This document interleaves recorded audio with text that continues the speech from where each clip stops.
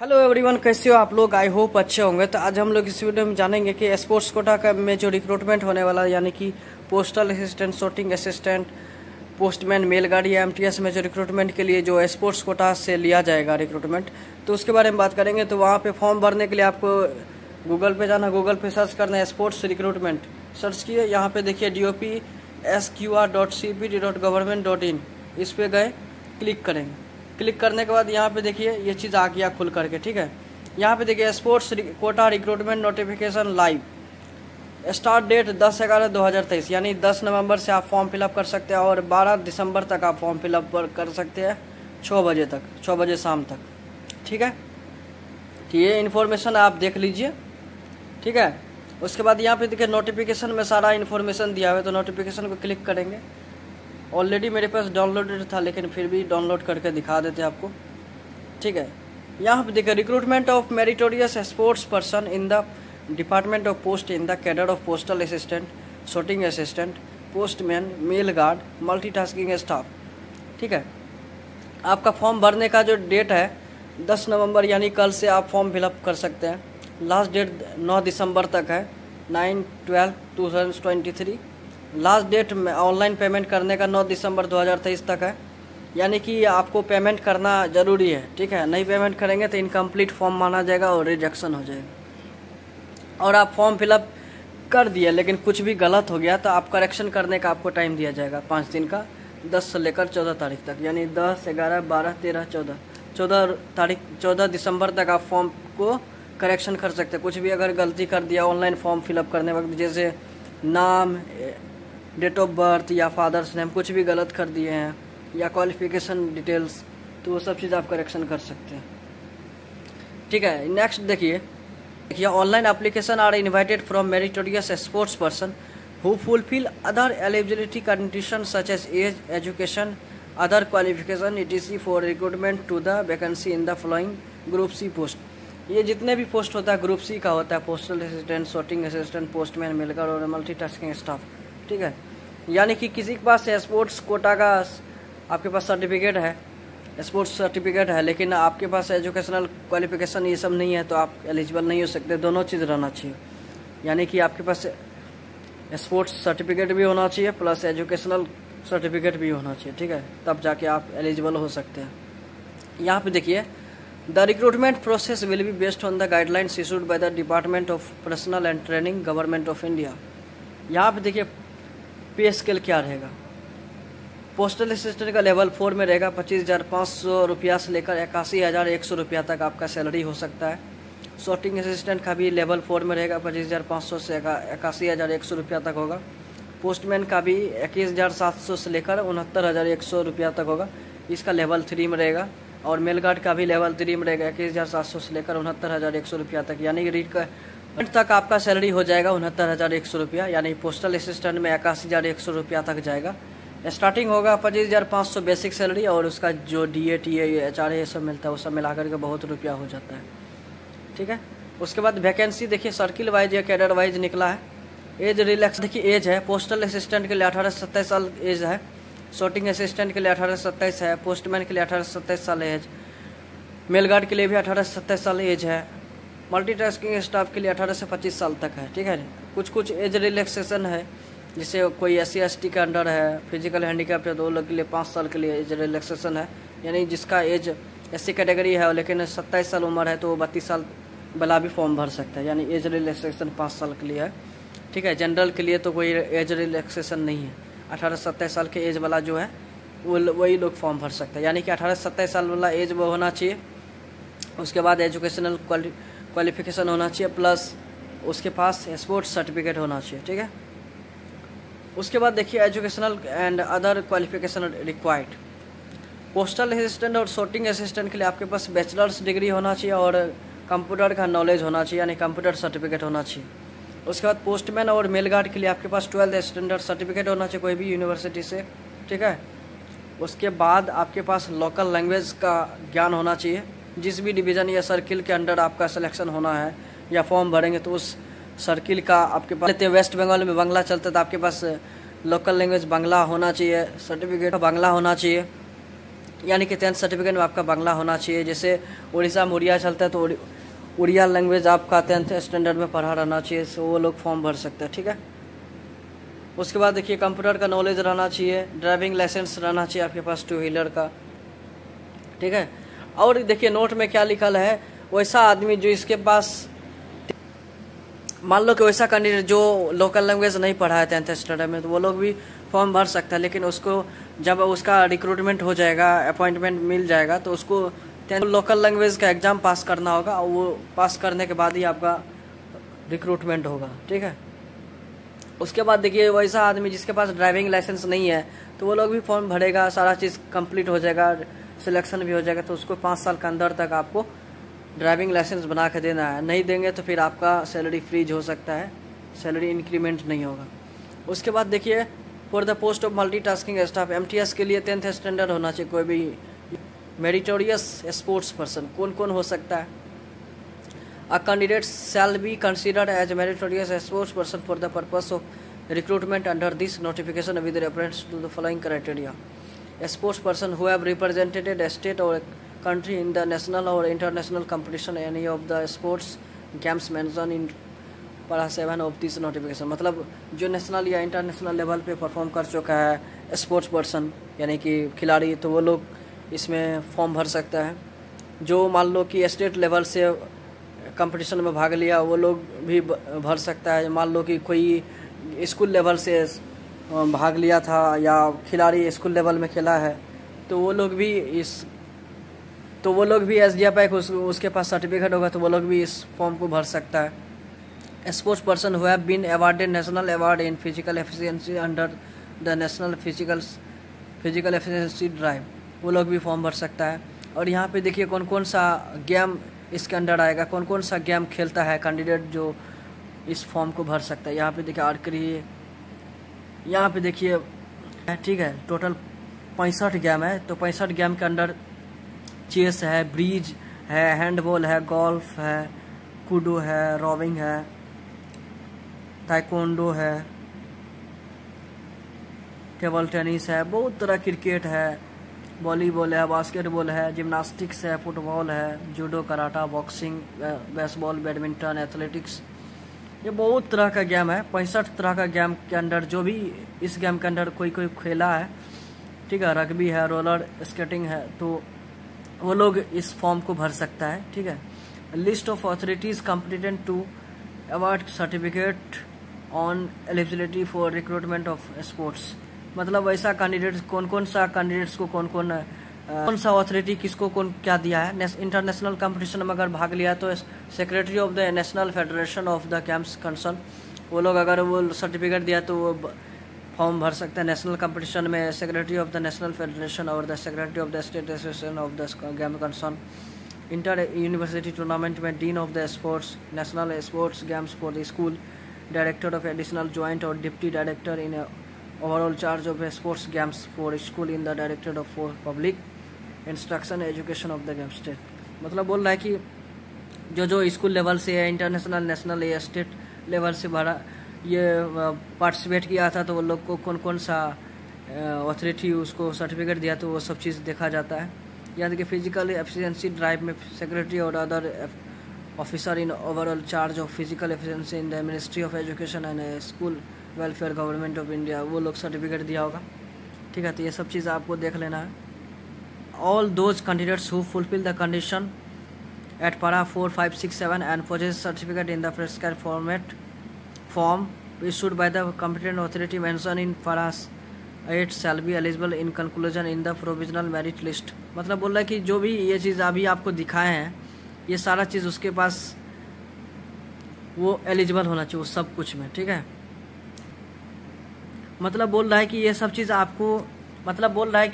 चीज़ आपको फुलफिल करना होगा। मतलब आपका 10th स्टैंडर्ड में 12th स्टैंडर्ड ग्रेजुएशन का सर्टिफिकेट चाहिए, फिर उसके बाद स्पोर्ट्स कोटा का सर्टिफिकेट चाहिए, एज आपका 18 से 27 साल के अंडर रहना चाहिए, तब जाके आपका ये सब सिलेक्शन होगा, ठीक है। उसके बाद क्या ऑर्डर ऑफ प्रेफरेंस कैसे दिया जाएगा? जो इंटरनेशनल लेवल में खेला है तो वो लोग को पहले प्रेफरेंस दिया जाएगा, जो नेशनल लेवल में खेला है तो उसको सेकंड प्रेफरेंस दिया जाएगा, जो इंटर यूनिवर्सिटी लेवल से खेला है सर्टिफिकेट है तो वो लोग को थर्ड प्रेफरेंस दिया जाएगा। जो फोर्थ प्रेफरेंस किसको दिया जाएगा, national sports games for school level में खेला है तो वो लोग को लिए भी फोर्थ प्रेफरेंस दिया जाएगा। फिफ्थ प्रेफरेंस दिया जाएगा, नेशनल अवार्ड दिया जाएगा फिजिकल एफिशिएंसी में तो वो लोग को फिफ्थ प्रेफरेंस दिया जाएगा। सिक्स्थ प्रेफरेंस किसको दिया जाएगा, next preference will be given to those who represented a state, union, territory school at the level mention in category second और fourth but could not win a medal position in the, मतलब वैसा candidate जो इस level में भाग लिया था school या इंटरनेशनल या नेशनल या फिर स्टेट लेवल में, लेकिन उसको मेडल वगैरह नहीं मिला तो वो लोग को भी सिक्स्थ प्रेफरेंस दिया जाएगा। ठीक है,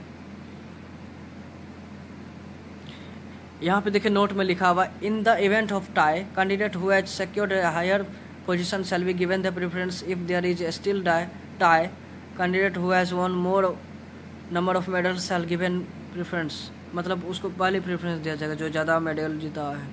ठीक है, क्योंकि ये स्पोर्ट्स कोटा है तो स्पोर्ट्स में ही सब कुछ देखा जाएगा। उसके बाद कैसे अप्लाई करना है, आपको जाना है dopsportsrecruitment.cpt.government.in पे जाना है और वहाँ पे ऑनलाइन सर्च करेंगे गूगल पे तो ये चीज़ आ जाएगा dopsports.cpt.government.in। ये जब आप सर्च करेंगे गूगल पे तो ये सब चीज़ आ जाएगा। Application shall be submitted only in online mode at that dopsportsrecruitment.cpt. ये सब चीज़ आपको ध्यान रखना है। Postal assistant, sorting assistant, postman, mail guard, multitasking staff, ये सब चीज़ सिलेक्शन के लिए। यहाँ पे देखिए बी पॉइंट में है, before submitting the application the candidate should carefully read the notification containing eligibility condition and satisfy himself. She fulfill all the eligibility condition for the post for which intend to apply. Candidates should take utmost care to furnish the correct details while filling the online applications. Candidates are advised to carefully go through instruction to candidates available on the online portal. मतलब बोल रहा है कि सारा चीज़ information सही से ही भरना है, नहीं तो आपका रिजेक्शन भी हो सकता है फॉर्म। आफ्टर देखिए closing date for submission of online application form 9/12/2023, 9/12/2023 ये क्लोजिंग डेट रहेगा और 5 दिन के लिए आपको एक्स्ट्रा टाइम दिया जाएगा करेक्शन करने के लिए। After closing date for submission of online application form as special window for 5 days will be provided to make correction in the online application submitted by the candidate. मतलब बोल रहा है कि 5 दिन का एक्स्ट्रा टाइम दिया जाएगा करेक्शन करने के लिए। और फ़ी कितना लगेगा, 100 रुपया फ़ी लगेगा जनरल कैटेगरी वाले के लिए, और SC ST और लेडीज़ लोग के लिए, वुमेंस लोग के लिए, लड़की लोग के लिए फ्री है। ठीक है, मतलब पैसा नहीं लगेगा, फ्री ऑफ कॉस्ट है। जैसे GDS में भरते थे उसी तरह जनरल वाले के लिए 100 टका लगेगा, और जो लड़की लोग है या SC ST का अंडर है, फिजिकल हैंडीकैप, वो लोग को पैसा नहीं लगता है। ठीक है, उसके बाद क्या, fee can be paid online through UPI, net banking, credit, debit card. मतलब ऑनलाइन आप फॉर्म फिलअप कर सकते हैं, जैसे GDS का फॉर्म करते थे, या SSC, CGL, MTS, सब का फॉर्म भरते थे, CHSL को, उसी तरह online fee can be paid by candidate up to closing date of receipt of application. मतलब लास्ट डेट तक आप फॉर्म फिलअप कर सकते हैं।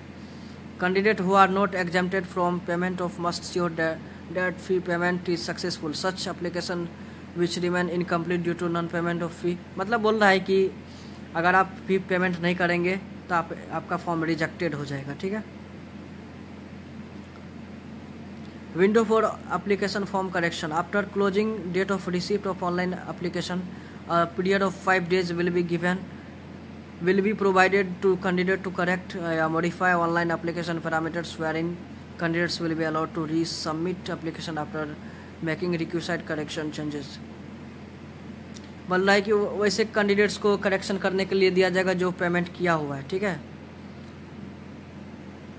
बहुत कुछ है, आप देख सकते हैं इधर। और यहाँ पे देखिए 15 पॉइंट में बहुत इंपॉर्टेंट है, candidate figuring in provisional merit list shall have to produce following documents in original at the time of verification time. आपको कौन कौन सा सर्टिफिकेट लेके जाना है, ये चीज़ आपको अभी ध्यान में रखना है। ठीक है, प्रिंट आउट निकाल के रखना, जो आप फॉर्म फिलअप करेंगे ऑनलाइन उसका प्रिंट आउट निकाल के रखना जरूरी है। ठीक है, यहाँ पे देखिए print out of the application form submitted, valid documents relating to age, education, other qualification. मतलब आपके पास एजुकेशनल, एज, ये सब का सर्टिफिकेट होना चाहिए, कंप्यूटर नॉलेज का सर्टिफिकेट होना चाहिए। ठीक है, फॉर्म 1 2 3 4 5 पर ये सब फॉर्म होना चाहिए आपके पास, ठीक है। ये फॉर्म आप डाउनलोड करके रख सकते हैं। Proof of date of birth, ये proof of date of birth certificate यानी 10th का एडमिट कार्ड रखेंगे तो हो सकता है। कैंडिडेट सीकिंग एज रिलैक्सेशन, मतलब जो आदमी एज रिलैक्सेशन लेना चाहता है, जैसे SC ST, फिजिकल हैंडीकैप, तो वो लोग को ये सब सर्टिफिकेट देना पड़ेगा। SC ST certificate, EWS certificate, ठीक है, और physical handicap certificate. Two passport size photograph आपके पास होना चाहिए। 2 passport size colour photograph identical to the one submitted online.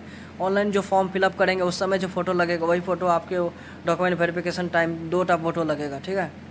If a candidate has change his her name dropped, मतलब ऐसा candidate जो ना कभी नाम वाम चेंज किया है तो उसका भी सर्टिफिकेट उसके पास होना चाहिए। Physical verification of documents of candidate figuring in provisional merit list. While submitting online application form, such candidate shall choose a postal circle where he want to go for physical verification of documents। मतलब बोल रहा है कि जब आप form भरेंगे तो वहाँ पे आपको सेलेक्ट करना है कि कौन सा सर्कल में आपको डॉक्यूमेंट वेरिफिकेशन कराना, वो भी उसी समय चूज करना रहता है, ठीक है। No change in the postal circle selected for physical verification will be permitted after window for application form correction is over. मतलब करेक्शन फॉर्म को करेक्शन करने का जो टाइम दिया जाएगा उसके बाद आपको कोई भी प्रेफरेंस नहीं दिया जाएगा पोस्टल सर्कल को, मतलब ये जो डॉक्यूमेंट वेरिफिकेशन होगा उसका चेंज करने के लिए कोई ऑप्शन आपके पास नहीं देगा। उसके बाद देखिए candidate shell bring the registered mobile number for receipt of OTP eight the time of physical verification. मतलब फिजिकल वेरिफिकेशन होगा तो आपको जो मोबाइल नंबर आप दिए थे ऑनलाइन सबमिशन के लिए, ऑनलाइन फॉर्म फिलअप करने के लिए, तो वो मोबाइल लेके आपको जाना पड़ेगा। Candidate shell bring 3 copies of documents along with original documents for physical, जो जिस तरह से GDS में होता था या और भी CGL MTS ये सब में जो होता था उसी तरह यहाँ भी होगा। आपको सब कुछ ओरिजिनल लेके आना और डॉक्यूमेंट्स जेरोक्स करके भी लाना है। उसके बाद देखिए कौन सा सर्कल में कितना सीट है वो आप यहाँ पे स्क्रीन पर देख सकते हैं। टोटल देखिए पोस्टल असिस्टेंट का 598 सीट है, सॉर्टिंग असिस्टेंट के 143 सीट है, पोस्टमैन का 585 सीट है, मेल गार्ड का 3 सीट है और मल्टीटास्किंग स्टाफ का 570 सीट है। सबसे ज़्यादा सीट है पोस्टल असिस्टेंट का। ये यहाँ इसका ड्यूटी लगेगा आपको कोई भी पोस्ट ऑफिस में, जो SO या हेड पोस्ट ऑफिस होता है GPO में, यहाँ पे ये सब चीज़ लगता है पोस्टल असिस्टेंट का। और शॉर्टिंग असिस्टेंट का आपका RMS में लगेगा, रेलवे मेल सर्विस में ड्यूटी, और पोस्टमैन का कहीं भी लग सकता है, ठीक है। पोस्टमैन का आपका यहाँ पे जो पोस्ट ऑफिस होता है, चाहे सब ऑफिस चाहे हेड ऑफिस, ये सब में लगेगा, GPO सब में। मल्टीटास्किंग स्टाफ कहीं पे भी आप लगाया जाएगा ड्यूटी, ठीक है। 570 सीट है इसमें। और यहाँ पे ध्यान देना है कि कौन कौन सा लोकल लैंग्वेज चाहिए। यहाँ पे आंध्र प्रदेश में तेलुगु चलता है, बिहार में हिंदी, दिल्ली में हिंदी, गुजरात में गुजराती, हरियाणा में हिंदी, हिमाचल प्रदेश में हिंदी, जम्मू कश्मीर में उर्दू, झारखंड में हिंदी, केरला में मलयालम, ठीक है, मध्य प्रदेश में हिंदी, ज़्यादातर हिंदी भाषी एरिया है, ठीक है। उड़ीसा में उड़िया, तमिलनाडु में तमिल, तेलंगाना में तेलुगु, उत्तर प्रदेश में हिंदी, झारखंड में, उत्तराखंड में हिंदी, वेस्ट बंगाल में बंगाली, नेपाली, हिंदी, इंग्लिश सब चलता है, ठीक है। अंडमान निकोबार में हिंदी इंग्लिश चलता है, सिक्किम में नेपाली चलता है। ये सब चीज़ को ध्यान में रखना है। आप लोग मेरा अगर चैनल रेगुलरली देखते हैं तो ये सब चीज़ को नॉलेज होगा कि टोटल इंडिया में 23 सर्कल है पोस्टल सर्कल, और उसमें 23 सर्कल का कौन कौन सा लैंग्वेज है वो चीज़ आपको ध्यान में रहना चाहिए। ये सब चीज़ बाद की बात है, जब आपका सिलेक्शन हो जाएगा तब देखा जाएगा, ठीक है। तो मेन चीज़ आपको ये चीज़ आपको ध्यान में रखना है कि आपका ऑनलाइन फॉर्म फिलअप होगा 10 नवंबर से, यानी कल से। उसके बाद लास्ट डेट होगा 9 दिसंबर 2023 तक आप फॉर्म फिलअप कर सकते हैं। लास्ट डेट ऑनलाइन पेमेंट करना बहुत इंपॉर्टेंट है, तो 9 दिसंबर तक आप ऑनलाइन पेमेंट कर सकते हैं, फी पेमेंट। और विंडो करेक्शन होगा 10 दिसंबर से लेकर 14 दिसंबर तक, ठीक है। ये सब चीज़ ध्यान में रखना। Postal assistant, sorting assistant, postman, mail guard और मल्टीटास्किंग स्टाफ में आपका सिलेक्शन हो सकता है। और पे मैट्रिक्स आप देख ही रहे हैं, लेवल 4 में पोस्टल असिस्टेंट, सॉर्टिंग असिस्टेंट को माना जाता है। 25,500 सैलरी है और 81,100 रुपया तक आपका जा सकता है, ठीक है। उसके बाद मेल गार्ड का लेवल 3 में है, पोस्टमैन का भी लेवल 3 में, मल्टीटास्किंग स्टाफ का लेवल 1 में है, ठीक है। इस तरह से एज रिलैक्सेशन 5 साल का होता है। लोकल लैंग्वेज का ज्ञान होना चाहिए। आपके पास स्पोर्ट्स कोटा का सर्टिफिकेट होना चाहिए। नॉर्मल आदमी के लिए ये रिक्रूटमेंट नहीं है, जो स्पोर्ट्स कोटा का सर्टिफिकेट जिसके पास है वो लोग ये फॉर्म भर सकता है, ठीक है। ये बहुत सारे देखिए 25 स्पोर्ट्स है, तो आप जिसमें आपका पारंगत है, आपके पास सर्टिफिकेट है, आप एक्सपर्ट है, वो सब ये फॉर्म भर सकते हैं। ठीक है, मिलते हैं नेक्स्ट वीडियो में। वीडियो बहुत ही लेंदी हो रहा है, लॉन्ग हो रहा है, तो आपको कोई भी प्रॉब्लम आता है तो कमेंट करके पूछिए। ठीक है, प्रेफरेंस वगैरह सब दिया जाएगा। जो इंटरनेशनल लेवल में भाग लिया तो उसको पहले प्रेफरेंस दिया जाएगा, जो उसके बाद नेशनल लेवल को प्रेफरेंस पहले दिया जाएगा, सेकंड नंबर में दिया जाएगा। थर्ड नंबर में यूनिवर्सिटी लेवल से जो खेला है उसको दिया जाएगा। फोर्थ लेवल में जो इसको लेवल से खेला है, ये यानी कि SGFI का जिसके पास सर्टिफिकेट है वो लोग फॉर्म भर सकते हैं। ठीक है, तो चलते हैं नेक्स्ट वीडियो में, मिलते हैं, बाय बाय।